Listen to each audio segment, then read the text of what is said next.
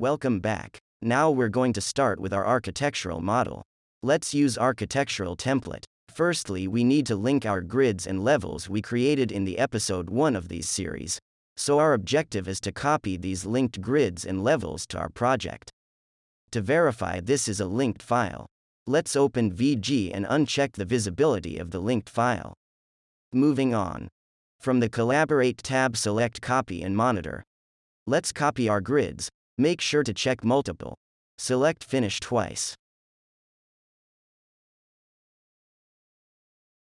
To check our work, open our VG and uncheck visibility. Let's pin our grids. Moving to our elevation, select the elevation icon. Same methodology to copy our levels, but first we need to delete these default levels. Let's reset the visibility and apply the same procedure we did previously on grids.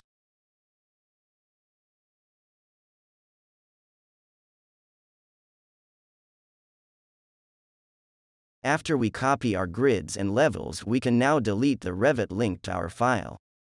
As you can see, our views on floor plans are missing from our project browser. To add a floor plan, select View tab and select this Plan Views, and select all created levels. As you can see, one of our floor plan views has incomplete grids. Let's fix this view. Open our east elevation and unpin and extend our grids. Let's pin again our grids and levels. Since we are in an English unit, let's change to metric units. Let's link our CAD file to our project. Hide the other drawing using a crop view.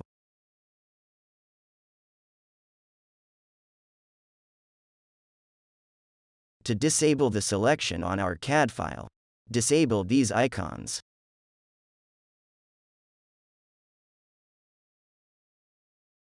Let's pin the remaining grids.